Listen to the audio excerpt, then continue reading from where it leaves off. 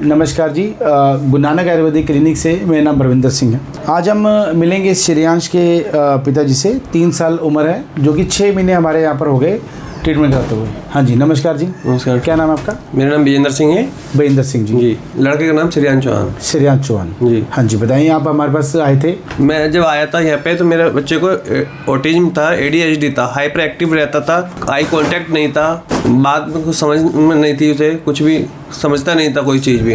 यानी यहाँ तक कि कुछ वो बोलते थे उठाने के लिए, उठाता नहीं था, कुछ बोल नहीं पाता था। उसके अंदर बोलने का तो बिल्कुल कुछ बोलते ही नहीं था, वहाँ भी नहीं करता था। वहाँ भी नहीं करता था। अब मैं पिछले 6 मंथ से लगातार यहाँ पे आ रहा हूँ। उसका कॉन्स्टिपेशन रहता था, लैट्रिन में बहुत ज़्यादा दिक्कत थी, लैट्रिन नहीं आती थी, अंडरस्टैंडिंग बिल्कुल नहीं थी, हाइपर एक्टिव बहुत ज़्यादा था। आई कांटेक्ट तो था आपके? आई कांटेक्ट था, बहुत माइनर था। और सोशल इंटरेक्शन तो बिल्कुल नहीं था।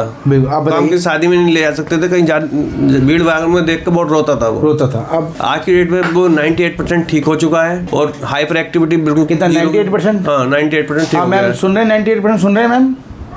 सुन रहे हैं? ठीक है ना?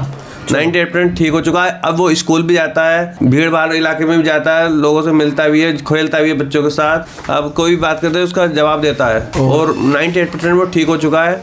अब 6 मंथ से मैं लगातार यहाँ पे आ रहा हूँ। वो आगे भी जब तक डॉक्टर साहब कहेंगे जब तक मैं बंद नहीं करूँगा दवाई। और मैं तो कहूँ बेस्ट है, एक बार ट्राई करो, सबके बच्चे ठीक होंगे यहाँ से। हर सीजन मुझे हॉस्पिटलाइज कराना पड़ता था, मेरे बच्चे को बुखार आता था। लगातार 2-3 साल में परेशान रहा, हॉस्पिटलाइज कराया, 2 बार कराना पड़ता था गर्मियों में। तो वो इस साल मुझे कोई दिक्कत नहीं हुई है जब से मैंने सरकारी ट्रीटमेंट लिया है। इस साल कहीं भी बुखार आया ही नहीं उसे। ठीक है जी। तो 5-6 महीने हो गए, अब ये बिल्कुल बच्चा ठीक हो गया है। और अगली बारी बच्चे को भी आप लेके आना। बच्चे को लेके आएंगे, सबको दिखाएंगे। ठीक है। और भी जो उसको देख के हम उसका निरीक्षण करेंगे। तो अभी मैं आपको यही विश्वास दिलाना चाह रहा हूँ, आप लोग विश्वास करें, क्योंकि विश्वास की कमी बहुत ज़्यादा है। पता नहीं विश्वास कहाँ चला गया, विश्वास नहीं आया। विश्वास आप अपने आप पे रखें पहले तो।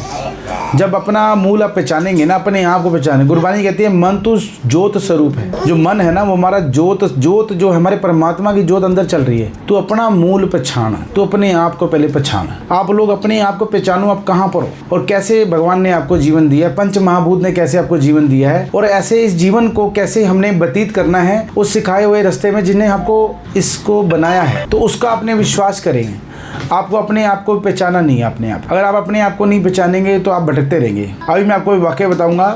परसों की बात है, यहाँ पर एक लेडीज आई जो 60 ईयर की थी, और हालांकि वो 2nd मंथ की पूरी दवाई लेके गई, मगर यहाँ पर कहती थी मुझे कोई विश्वास नहीं है। क्योंकि लोग आते हैं ना, वो चाहते भी रिजल्ट आता है तभी तो आए हैं, मगर वो कहते हैं मुझे तो कोई फील नहीं हुआ, मुझे कोई फील नहीं हुआ। मतलब कि उनको चाहिए कि मैं दवाइयाँ उनको ऐसी दे दूँ कि वो और बढ़िया के दे दूँ जी। क्योंकि होता है ना कि हाँ मुझे स्वाद नहीं आया जी, मुझे और बढ़िया दो जी, और बढ़िया दो। तो ये सब्जी वाले ही बना रखा है हमारे को। और एक आए थे रुद्रपुर से आए थे, एक शालीमार बाग दिल्ली से, एक रोनी से मैडम, एक निहाल चंद्र विहार से मैम आई थी, जो बड़ी वेल एजुकेट थी, जो अपने आप को समझती वेल एजुकेटेड थी, मगर उसको तो बस क्या बताएं, वो स्पेशल एजुकेटर थी। उसने तो हद ही मचा दी हमारे यहाँ पर। और एक कुछ आए थे गुड़गांव के, चारों भाग गए। पहले एक रुद्रपुर भागा, एक वो भागा मैडम की बात सुन के। तो आपका विश्वास क्या है? विश्वास आपका कहाँ खड़े हो आप? कोई भी आपको कुछ भी बोल देगा और आप कुछ भी मान लोगे और फटाफट भाग जाओगे। मेरे से मिलने से पहले ही भाग गए वो सब बोलो, तितर पितर हो गए। तो मेरे को अफसोस इस बच्चों का, 4 बच्चों का हुआ, जो 4 बच्चों का अमृत नहीं मिल पाया। उनके माता पिता को हमने सिखाना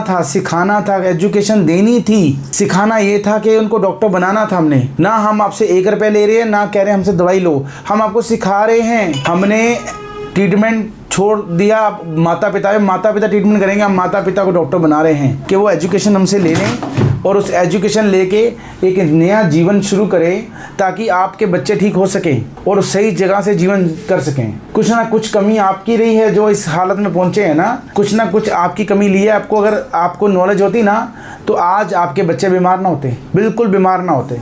और आजकल हमने ट्रीटमेंट कर दिया कि आजकल आप सोचते हो ना कि पेरेंट्स सोचते हैं भाई बच्चे की प्लानिंग करते हैं तो तब हमारे पास आए। तो जेनेटिक प्रॉब्लम भी जो है ना, वो भी हम खत्म कर देंगे माँ बाप की। बच्चे में जेनेटिक प्रॉब्लम भी नहीं आएगी, ठीक है ना। होता है ना जेनेटिक प्रॉब्लम आती है, वो भी नहीं आएगी। दूसरा, बच्चा आपका बिल्कुल पवित्र 4 किलो का पैदा होगा, हेल्दी 3.5-4 किलो का रोता हुआ पैदा होगा, बिल्कुल हेल्दी, ठीक है ना। हंसता तो नहीं होगा, हंसता जो होगा वो तो भगवान का साक्षात रूप ही होगा।